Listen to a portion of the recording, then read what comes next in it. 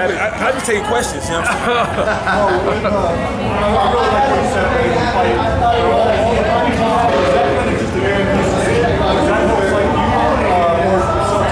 It was a little bit of both, you know what I'm saying? Because at first I thought it was a little animosity, but it was more people from like where we're from talking it, and we were hearing it, so we just ran with it. And then, you know, I think of, you know, he's a great man, he's a great father. He fights for his kids, so you know, similar talk. He thought I respected his kids and his family, but I would never do that. You know what I'm saying? Never. Just. Were you surprised by how easy it was to take him down? Nah, because man, I wrestled with Kevin Jackson, John Smith. I used to train with Steve Mocco and Daniel Cormier, you know, Kerry McCoy, Tolly Thompson. I'm naming guys you probably don't know. You know them. I know. But I'm naming. But I used to wrestle. Even with Ben, I remember wrestling Ben in practice. You know, I wrestle with world-class wrestlers. You know, all the other stuff like the NCAA stuff is cool. It's nice. It's a great accomplishment, but nothing like representing the United States overseas, going to Dagestan, to Mahashkala, going to Iran, going to Uzbekistan, Azerbaijan, Turkey, going to them countries and representing the United States. It's a whole different level. You know what I'm saying? You got NCAA's right here, wrestling for the United States, world team, but all the way up here. No comparison. You talked about maybe a possible rematch with Emmanuel before a title fight. Is that something being discussed? I don't know. I just threw it out there because I want it to happen. I'm open to anything. So is the animosity all gone now between you and Jacob? Yeah, it's, you know, because when we went in there, you know, when two competitors go in there and fight or compete, you know, after it's all said and done, nothing to respect. Because I threw everything I could at this dude, man. I was like, I was hoping he'd be done at the first round because most of the guys I fight, after the first round, they're sleeping or this dude stood right back up and I was like, damn, okay. Second round for sure I'm going to get him. Couldn't get him out of there, and finally, the third round he couldn't see. That's why the fight got stopped, because blood got in his eye, he couldn't see.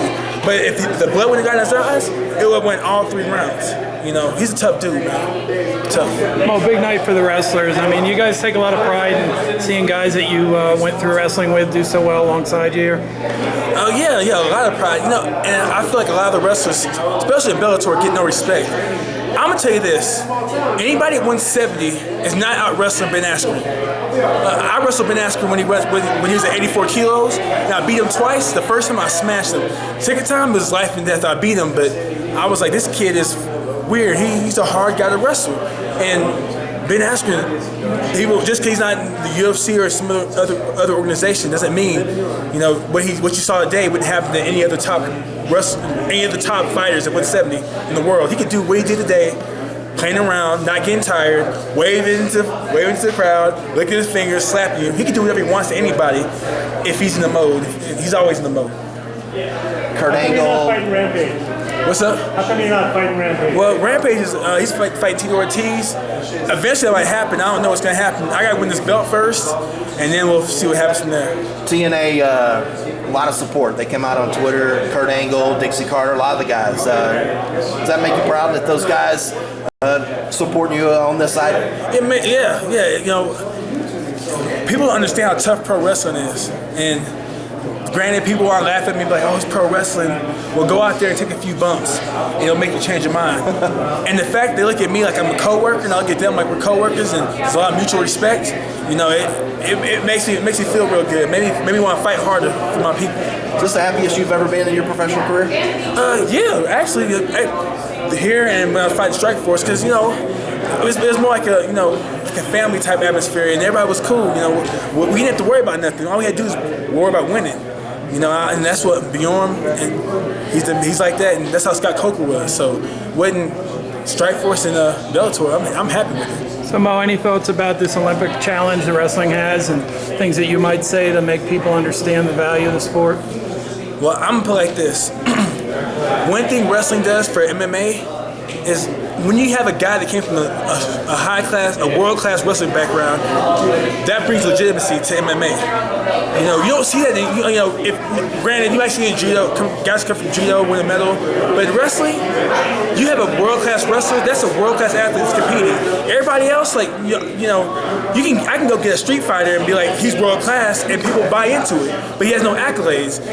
Ben Askren has accolades. I have accolades. All the people you see that wrestle in the United States have some type of world-class accolades or high-level national accolades, and that it brings more legitimacy to the sport of MMA.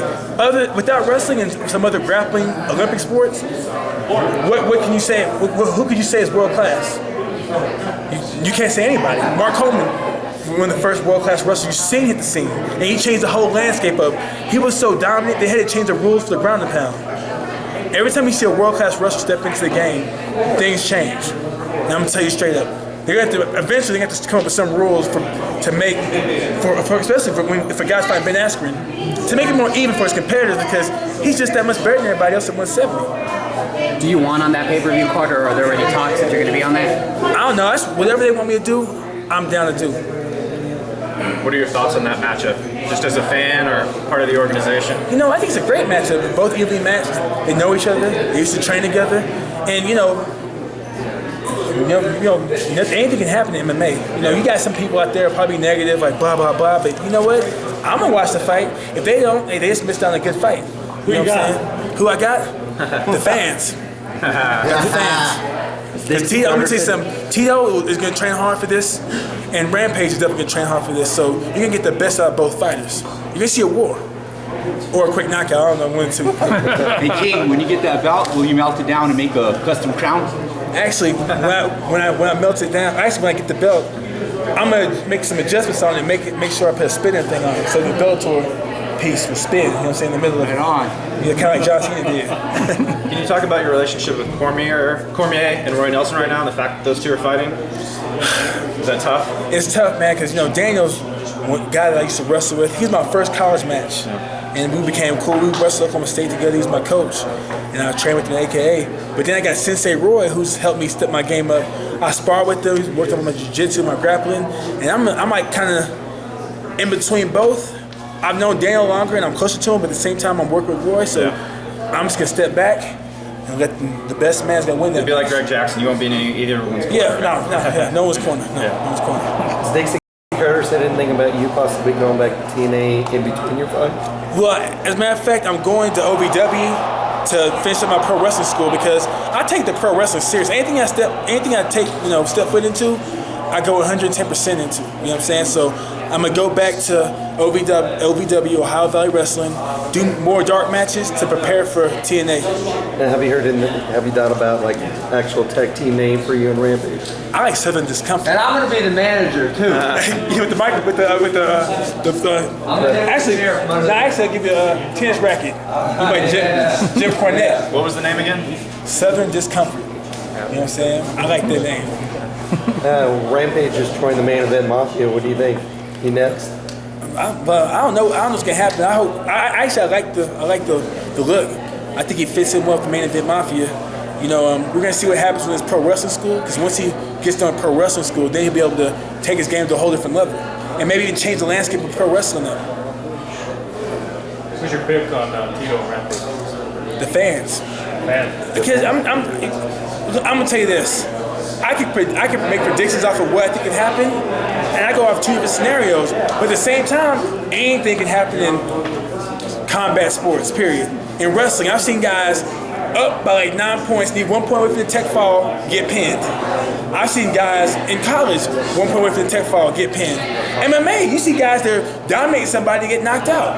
Anything can happen in combat sports. And I know that for a fact, because from wrestling, I've seen everything you can see in wrestling. A lot of guys, a lot of people in MMA don't really watch other sports, but I watch combat sports, boxing, kickboxing. I still watch amateur wrestling. I watch some of the Russian nationals. I watch the U.S. nationals. I watch the trials. I watch everything, so you can figure out the trends are, because I'm not trying to get left behind. Can Roy Nelson drop down to 205? Can that happen in combat sports? Negative. All from all. What's your thoughts on our Colorado boy Ryan Martinez? My boy Mija, that's what I call him. He's a tough dude, man. He'll be back. He hurt his hand, right? Yeah, he hurt his hand, but I think that we're gonna get back to work, and I think he'll hold his belt. He'll get the heavyweight title. All right, well, thanks, brother. Thank you. Cool. We're done.